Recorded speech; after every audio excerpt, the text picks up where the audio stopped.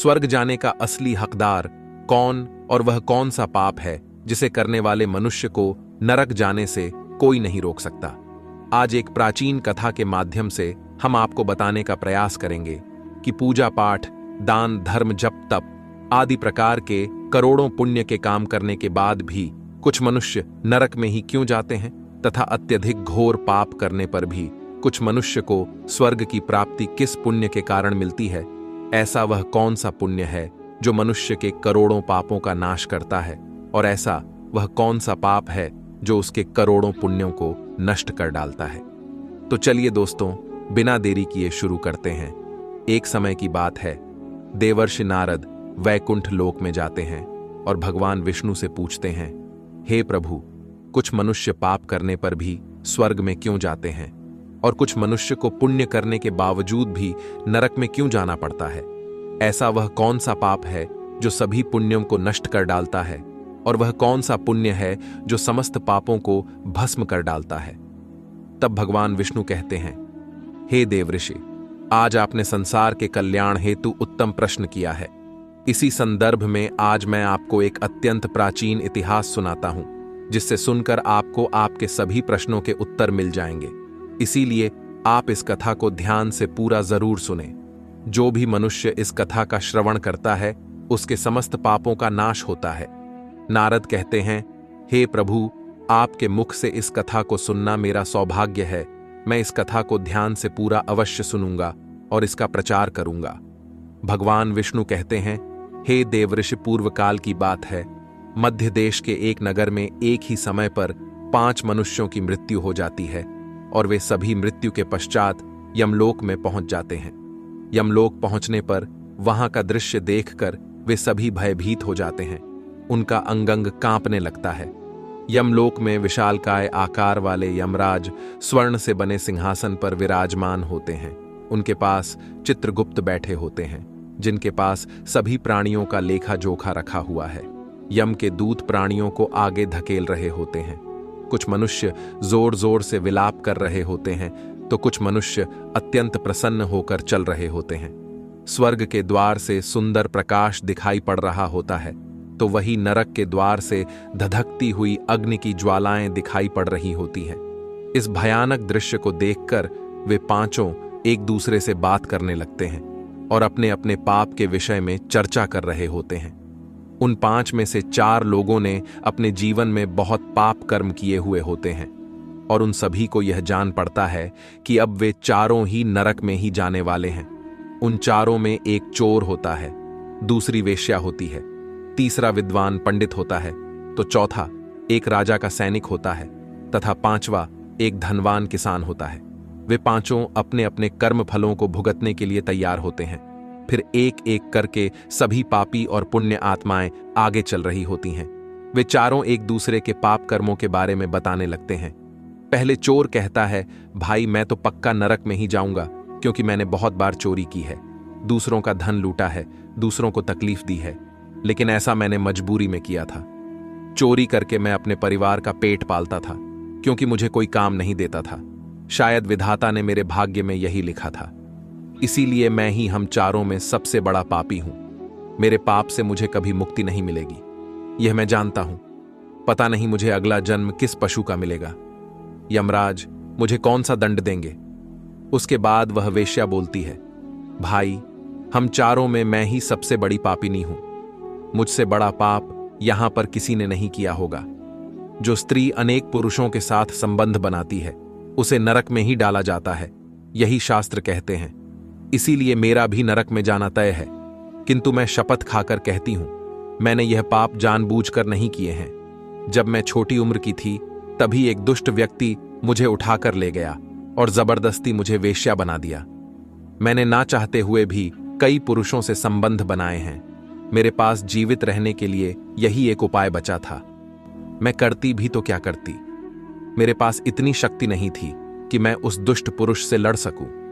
पता नहीं किस पाप के कारण मुझे इस जन्म में वेश्या बनना पड़ा और ना जाने आगे मुझे किस पशु के रूप में जन्म लेना पड़ेगा। मेरे पाप से यह जान पड़ता है कि मैं भी पक्का नरक में ही जाऊंगी। उसके बाद वह सैनिक बोलने लगता है, भाई, हम चारों में सबसे बड़ा पापी तो मैं ही हूं। मैंने बहुत बड़े पाप किए। मैं राजा का सिपाही था, इसीलिए मैं लोगों पर जोर जबरदस्ती करता था। मैंने कितनों के प्राण लिए हैं, ना जाने कितने मासूम लोगों को सताया है, ना जाने कितने निर्दोष लोगों को मेरे हाथ से दंड मिला है। यमराज मुझे कभी क्षमा नहीं करेंगे और मैं निश्चित ही नरक में ही जाऊंगा। लेकिन मैंने यह सभी पाप जानबूझकर नहीं किए हैं। अपने प्राणों के भय से और परिवार के पालन पोषण के लिए मुझे यह पाप करने पड़े हैं। हमारा राजा जो कहता था उसका पालन हमें करना पड़ता था। राजा के विरुद्ध भला कोई साधारण मनुष्य कैसे जा सकता है?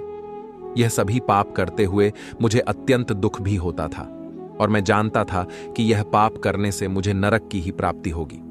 किंतु परिवार के मोहवश होकर मैंने यह काम किया है। लेकिन पाप तो पाप होता है, पाप करके पश्चाताप करने का क्या फायदा? इसीलिए मेरा नरक में जाना तो तय है। उसके बाद वह विद्वान पंडित बोलता है, भाई, हम चारों में से सबसे बड़ा पापी तो मैं हूं। तुम लोगों ने जो पाप किए हैं वह जाने अनजाने में किए हैं, या किसी ने तुमसे जबरदस्ती करवाए हैं, या मजबूरी में किए हैं। किंतु मैं तो विद्वान था। मैं सब सत्य असत्य जानता था। मुझे सच और झूठ का ज्ञान था। लेकिन फिर भी मैंने धन के लोभवश यह पाप किए हैं। शास्त्र कहते हैं कि जो सब कुछ जानकर भी पाप करता है वह निश्चित ही नरक में गिरता है। मैंने अपने ज्ञान का दुरुपयोग किया है। मैंने अपने ज्ञान का उपयोग लोगों की सहायता के लिए नहीं, बल्कि धन को कमाने के लिए किया है। मेरे घर की परिस्थिति अत्यंत गरीब थी।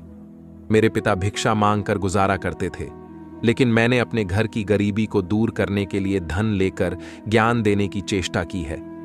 शास्त्र कहते हैं, जो विद्वान ब्राह्मण अपने ज्ञान का दुरुपयोग करता है उसे निश्चित ही नरक में जाना पड़ता है। मैंने लोगों को ज्ञान देने के बदले में उनसे धन लिया है, कभी किसी को मुफ्त में ज्ञान नहीं दिया। इसीलिए आप चारों में सबसे बड़ा पापी तो मैं ही हूं और मुझे ही नरक में जाना पड़ेगा। उन चारों की बात सुनकर वह धनी किसान हंस पड़ा और बोलने लगा, तुम चारों तो इतने बड़े पापी हो कि तुम लोगों को नरक में जाना ही पड़ेगा। तुम लोगों ने घोर पाप किए हैं और इसीलिए यमराज तुम लोगों को कभी माफ नहीं करेंगे। यहां पर मौजूद मैं अकेला ही सबसे अधिक पुण्यवान हूं।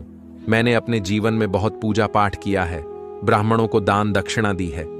मैंने मृत्यु से पूर्व गाय का दान भी किया है और अब मेरे सभी पुत्र पौत्र मेरी आत्मा की मुक्ति के लिए बड़े कार्यक्रम का आयोजन कर रहे हैं।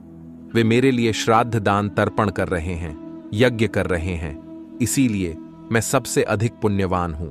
मेरी 3 पत्नियां और 10 पुत्र हैं। इतने लोग मेरी मुक्ति के लिए उपाय कर रहे हैं। और हां, मैंने अपने जीवन में कभी कोई पाप नहीं किया है, और जाने अनजाने में किए भी होंगे तो मेरे पुत्रों के श्राद्ध आदि के कार्यों द्वारा मेरे पाप भी नष्ट हो जाएंगे। मैं नित्य देव पूजा करता था, मंदिर जाता था, द्वार पर आए अतिथियों को भोजन कराता था। इसीलिए मुझे पूरा विश्वास है कि यमराज मुझे नरक में नहीं डालेंगे और मुझे मोक्ष की प्राप्ति निश्चित ही होगी। फिर वे पांचों धीरे धीरे आगे बढ़ने लगते हैं और फिर जब उनका समय आता है तो उन पांचों के पाप और पुण्य के कर्मों का मूल्यांकन किया जाता है। सबसे पहले बारी आती है उस चोर की और फिर चित्रगुप्त उसका लेखा जोखा निकालते हैं। कुछ देर तक विचार करने के बाद, उसके पाप पुण्य का मूल्यांकन करने के बाद यमराज उसे स्वर्ग में जाने के लिए कहते हैं। इस निर्णय को सुनकर चोर आश्चर्य में पड़ जाता है और बड़ी ही प्रसन्नता से वह स्वर्ग के दरवाजे की ओर चला जाता है। दूसरी बारी आती है। वेश्या की चित्रगुप्त उस वेश्या का भी लेखा जोखा निकालते हैं और कुछ कुछ देर तक विचार करने के बाद उसके पाप पुण्य का मूल्यांकन करके यमराज उसे भी स्वर्ग में जाने के लिए कहते हैं। इस विचित्र निर्णय को सुनकर वह वेश्या भी आश्चर्य में पड़ जाती है। उसे यमराज के निर्णय पर विश्वास नहीं होता है और वह बिना कुछ कहे ही बड़ी ही प्रसन्नता के साथ स्वर्ग के द्वार की ओर चली जाती है। फिर तीसरी बारी आती है। उस सिपाही की चित्रगुप्त उसके भी कर्मों का लेखा जोखा निकालते हैं और कुछ समय विचार करके उसके पाप पुण्य का मूल्यांकन करके यमराज उसे भी स्वर्ग में जाने के लिए कहते हैं। इस निर्णय को सुनकर वह सिपाही भी सोच में पड़ जाता है और बड़ी ही प्रसन्नता के साथ वह स्वर्ग के द्वार की ओर निकल जाता है। फिर चौथी बारी आती है। उस विद्वान ब्राह्मण की चित्रगुप्त उस ब्राह्मण के कर्मों का लेखा जोखा निकालते हैं और कुछ देर तक विचार करते हैं। फिर यमराज उस ब्राह्मण को भी स्वर्ग में जाने के लिए कहते हैं। फिर वह विद्वान ब्राह्मण विचार करता है, मैंने तो पाप किया है, फिर मुझे क्यों स्वर्ग में भेज रहे हैं। फिर वह भी मन ही मन प्रसन्न होकर स्वर्ग के द्वार की ओर चलने लगता है। उन चारों को स्वर्ग में जाता देख वह धनवान किसान बहुत दुखी और क्रोधित हो जाता है। वह सोचने लगता है कि यह कैसा न्याय है, इन पापियों को स्वर्ग जाने का मौका मिल रहा है। फिर मैंने जो पुण्य के काम किए हैं उनका क्या पापी और पुण्यवान एक ही जगह पर डाले जाएंगे, तो पुण्य करने का फायदा ही क्या। फिर उस धनवान किसान को यम के दूत जोर से धकेल देते हैं और कहते हैं, अरे पापी, तू आगे चल, तुझे नरक में डाला जाएगा, यमराज तुझे माफ नहीं करेंगे। यह सुनकर वह धनवान किसान भयभीत हो जाता है और कहने लगता है, हे यमदूतों, मैं तो स्वर्ग में जाऊंगा, मैंने कोई पाप नहीं किया है, मैंने जीवन में बहुत पुण्य किया है, देख लेना यमराज, मुझे स्वर्ग में ही भेजेंगे। फिर वह धनवान किसान यमराज के सामने आकर खड़ा हो जाता है। चित्रगुप्त उसके कर्मों का लेखा जोखा देखते हैं और उसके पाप पुण्य के कर्मों का मूल्यांकन करते हैं, तो उसके पाप का पलड़ा भारी हो जाता है और यमराज उस धनवान किसान को कहते हैं, अरे दुष्ट, तूने तो बहुत बड़ा अपराध किया है, तू तो नरक में जाने के ही योग्य है। इतना सुनते ही वह किसा थर थर कांपने लगता है और यमराज से कहता है, हे धर्मराज, यह अन्याय है, मैंने तो जीवन में कोई पाप नहीं किए हैं और पुण्य ही किए हैं, आप मुझे नरक में क्यों डाल रहे हैं। और मुझसे पहले जो 4 लोग गए थे वे तो घोर पापी थे, उन्होंने बड़े बड़े पाप और अपराध किए हैं, उन्हें तो आपने स्वर्ग में डाल दिया है, आप ऐसा अन्याय मेरे साथ क्यों कर रहे हैं। अगर ऐसा अन्याय होगा तो भले कौन सा मनुष्य धरती पर पुण्य करेगा। फिर यमराज कहते हैं, अरे पापी, तूने जो पाप किया है वह तो उन 4 के पापों के सामने कुछ भी नहीं है। तेरे एक पाप के कारण तेरा सारा पुण्य फल नष्ट हो गया है। यदि तूने यह पाप नहीं किया होता तो तू स्वर्ग में जा सकता था, लेकिन तूने यह पाप जानबूझकर किया है, इसीलिए तुझे नरक में अवश्य जाना पड़ेगा।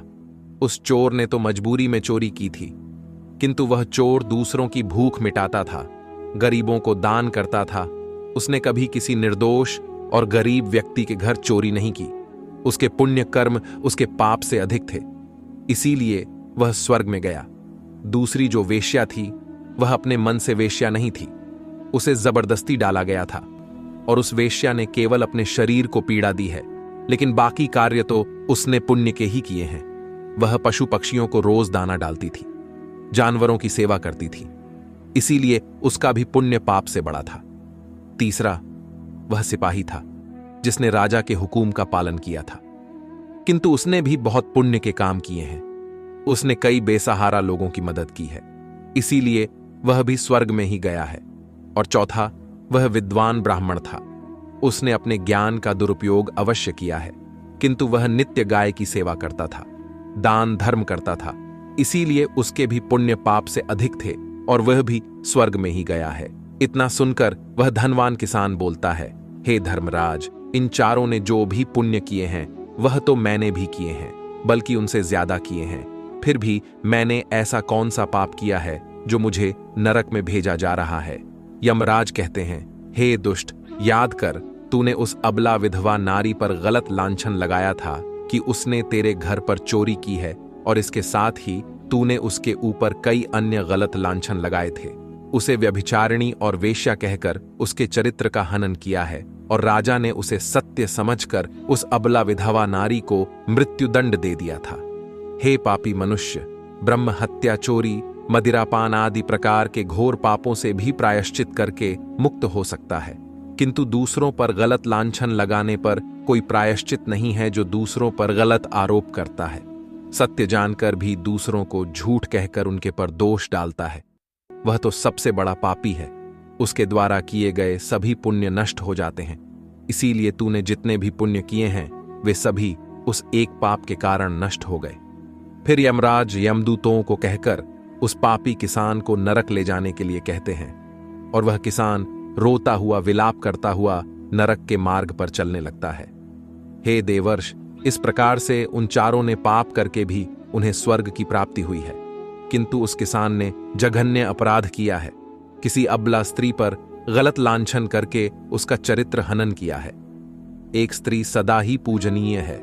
जो भी पुरुष स्त्री पर गलत आरोप करता है उसे महापाप लगता है। कभी किसी स्त्री की दुर्बलता का फायदा नहीं उठाना चाहिए। पराई स्त्री को सदैव ही माता समझना चाहिए। जो पराई स्त्रियों पर गलत दृष्टि डालता है उसे पाप ही लगता है। जो विधवा दुखिया स्त्री को सताता है उसे नरक में जाना पड़ता है। मनुष्य को कभी सत्य का मार्ग नहीं छोड़ रहना चाहिए। सत्य के मार्ग पर चलकर ही स्वर्ग की प्राप्ति होती है। असत्य का साथ देने से मनुष्य के सभी पुण्य भी नष्ट हो जाते हैं। तो दोस्तों, कभी किसी पर गलत आरोप नहीं करना चाहिए। सत्य जानकर भी असत्य का साथ नहीं देना चाहिए। जो दूसरों पर गलत आरोप डालता है उसे यमराज कभी क्षमा नहीं करता है। उम्मीद है आपको यह कथा पसंद आई होगी। वीडियो को लाइक जरूर करें और कमेंट में जय श्री कृष्ण अवश्य लिखें। साथ ही चैनल को सब्सक्राइब करें। आप सभी का धन्यवाद।